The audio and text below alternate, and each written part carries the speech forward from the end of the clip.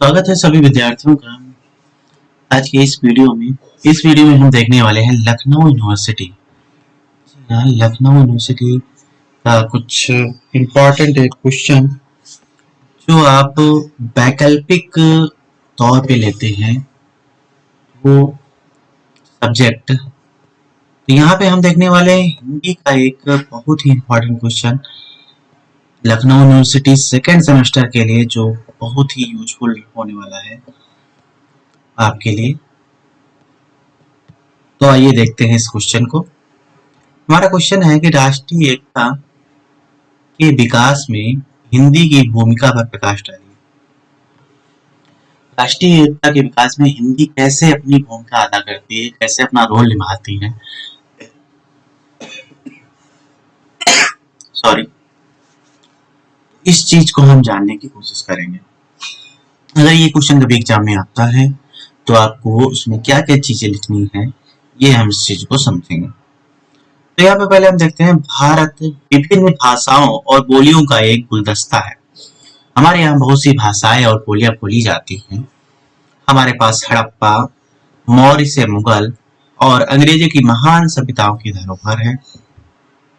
यदि हम भारतीय संस्कृत को करीब से देखें तो हमें ग्रीक, यूनानी, फारसी, हड़प्पन, अरबी, मंगोलियन, पूर्व वैदिक, आर्यन, द्रविड़ और नवीनतम मुगल और अंग्रेजी सभ्यताओं की झलक मिल जाएगी। कहने का अर्थ ये है कि हमारे यहाँ जो सभ्यताएं बहुत बहुत पनपी हैं, तो इससे हमारे यहाँ जो सभ्यताओं की संख्या है बहुत ज्यादा होगी, यानी कि हमारे यहाँ विभिन्नता आ गई है। आगे हम देखेंगे, भारत ने हमेशा नई संस्कृतियों और रीति रिवाज का स्वागत किया है। हमारे यहाँ जो भी सभ्यताएं आती गई, रीति रिवाज आते गए, उनके द्वारा जो लोग आए उनको हमने अडॉप्ट किया है। कहने का अर्थ ये है, भारत जैसे विविधताओं से युक्त देश में रहने वाले लोगों के लिए राष्ट्रीय भाषा की बात करना एक जटिल मामला है। यहाँ पर बोलियां, बहुत सारी भाषाएं हैं। ऐसे में किसी एक राष्ट्रीय भाषा को मान लेना बहुत ही जटिलतापूर्ण कार्य है। हिंदी को राष्ट्रीय भाषा के रूप में स्थापित किए जाने के प्रयास जारी हैं। सबसे ज्यादा जो हमारे देश में बोली जाने वाली भाषा है वो कौन सी है? हिंदी है। इसीलिए इसको राष्ट्रीय भाषा के रूप में स्वीकृत मिलने के लिए इसके लिए प्रयास जारी है। 1947 में अंग्रेजों से आजादी हासिल करने के बाद नए भारतीय राष्ट्र के नेताओं ने एक आम सार्वभौमिक भाषा के साथ भारत के कई क्षेत्रों को एकजुट करने का अवसर पहचाना। महात्मा गांधी ने महसूस किया कि भारत के उभरने के लिए यह आवश्यक कदम होगा। आजादी के बाद भारत एक सार्वभौमिक संपन्न राष्ट्र बन गया और इसका उद्देश्य यह था कि अंग्रेजी को धीरे धीरे प्रशासन की भाषा के रूप में चरणबद्ध ढंग से विलोपित किया जाए और उसकी जगह जो कि सबसे व्यापक बोली जाने वाली भाषा थी, स्पष्ट पसंद प्रतीत हो रही थी, वो राष्ट्रीय भाषा के रूप में प्रतिष्ठित किया जाए।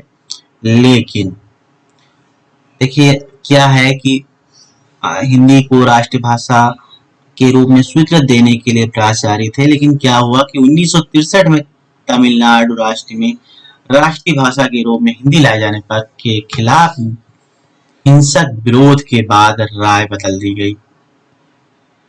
संविधान के अनुच्छेद 343 के तहत 1950 में भारतीय संविधान और आधिकारिक भाषा अधिनियम ने देवनागरी लिपि में हिंदी को संघ की आधिकारिक भाषा घोषित कर दिया। 2001 की जनगणना के अनुसार हिंदी भाषियों की संख्या 41% थी। 2001 की जो जनगणना हुई थी उसमें ये चीज निकल के आई कि हमारे यहाँ जो हिंदी भाषियों की संख्या है वो मेजॉरिटी में है और वो 41% है। ठीक, वो लोग शामिल नहीं है जिनकी मूल भाषा हिंदी नहीं है, लेकिन पंजाब, गुजरात, बंगाल आदि जैसे राज्यों की दूसरी भाषा के रूप में हिंदी का उपयोग करते हैं। इसके आगे देखेंगे, बहुत ही अच्छा क्वेश्चन है और इसके आने के चांसेस बहुत ज्यादा हैं, तो इसको आपको ध्यान से देखना है, ध्यान से पढ़ना है आपको। हिंदी राष्ट्रीय एकता के लिए क्यों आवश्यक है अथवा इसकी भूमिका क्या हो सकती है, निम्नवत स्पष्ट किया जा सकता है। अब यहाँ पे जो सबसे मेन चीज है कि हम हेडिंग्स जो हैं वो अच्छे से देखते हुए चले, क्योंकि सबसे रोल जो अदा करता है मेन वो हेडिंग्स ही होता है।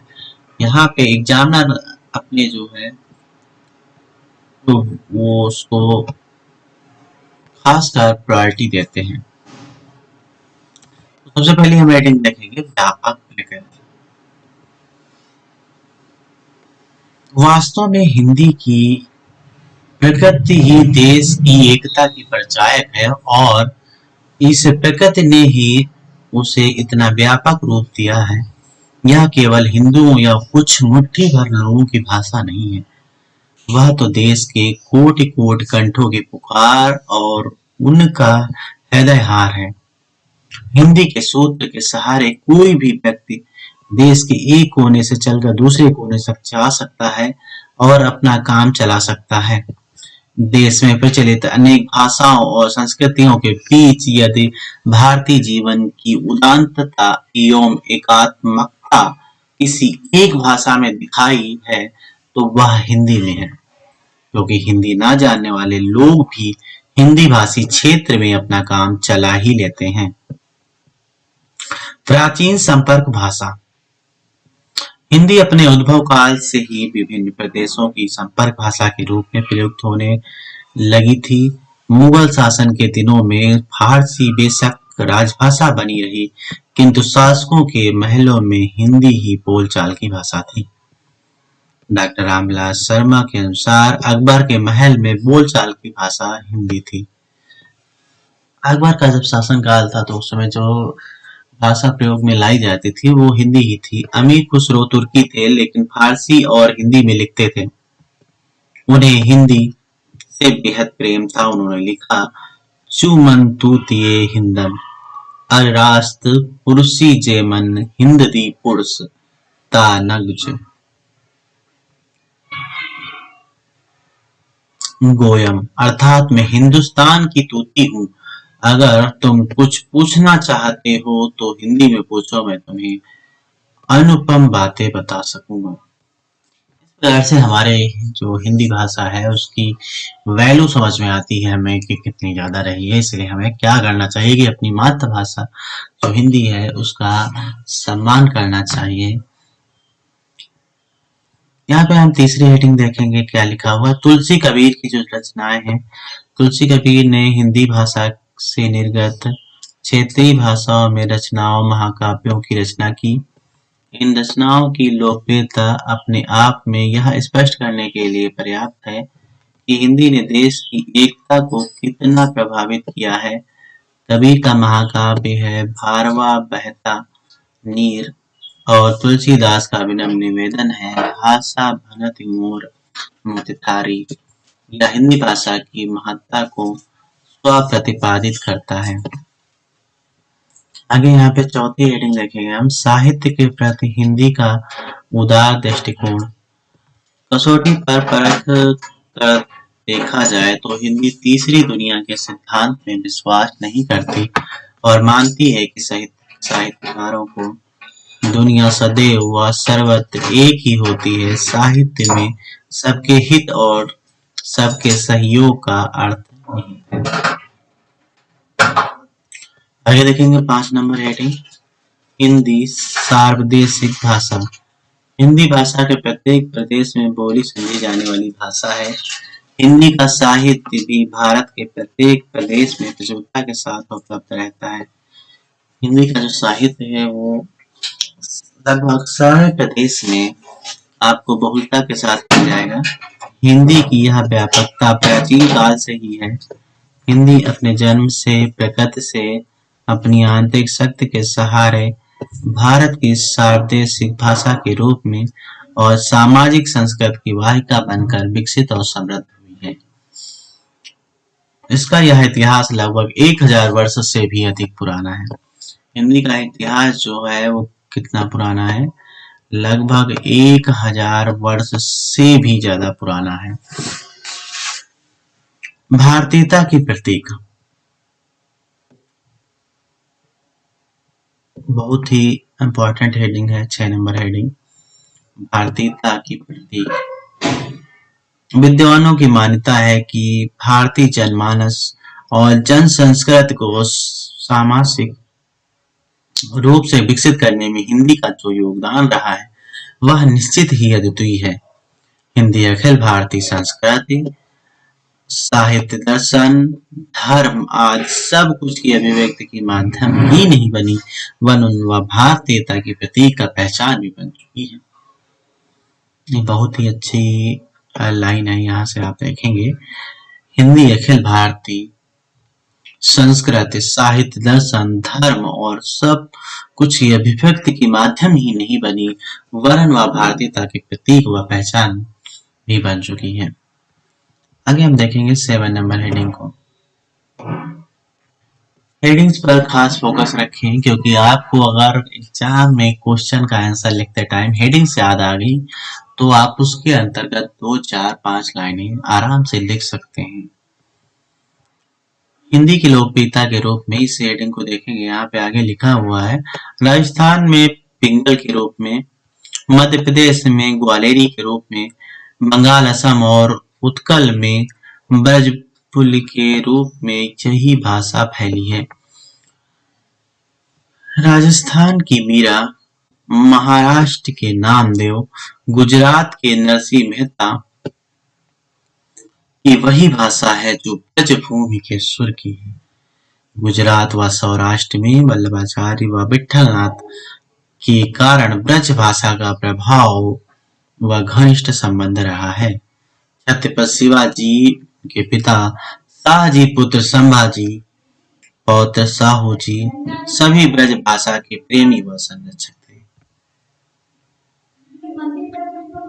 हिंदी स्वीकार्यता, हिंदी की स्वीकार्यता का पता इससे चलता है कि इसे दूसरे प्रदेशों के निवासी नेताओं और विचारकों ने अपने विचारों को प्रकट करने का माध्यम बनाया था।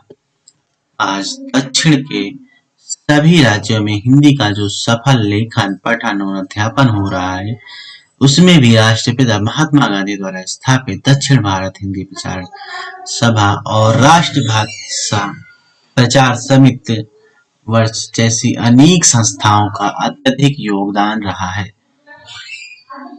इसी प्रकार उड़ीसा, असम तथा मेघालय जो गैर हिंदी भाषी राज्य हैं, में भी हिंदी का प्रचार प्रसार परिलक्षित होता है। हिंदी की लिपि तकनीकी और वैज्ञानिक दृष्टि से भी भाषागत मानकों में खरी है, क्योंकि हिंदी का उद्भव संस्कृत जन्य है और संस्कृत को देववाणी के रूप में जाना जाता है।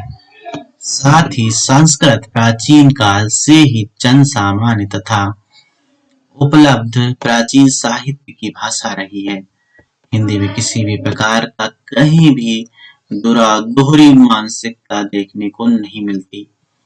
विश्व व्यवसाय का सबसे बड़ा बाजार हिंदी भाषा भाषी लोगों का क्षेत्र पर आश्रित है। इस कारण इसे सार्वभौम भाषा बनने की निकट भविष्य में पूर्ण संभावना से इनकार नहीं किया जा सकता है।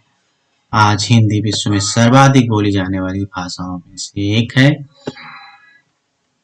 इस कारण हिंदी की न केवल राष्ट्रीय एकता की दृष्टि से महत्वपूर्ण भूमिका है, अंतरराष्ट्रीय स्तर भी राष्ट्र प्रेम और राष्ट्रीय एकता की भावना को जागृत, पल्लवित व पुष्पित करने में भी हिंदी की भूमिका अत्यंत महत्वपूर्ण व सराहनीय है।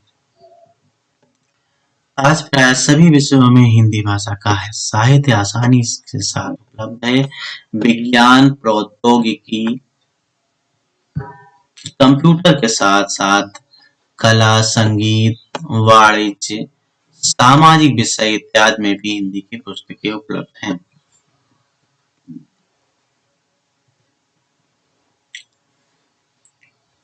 निसंदेह अंग्रेजी एक वैश्विक भाषा है।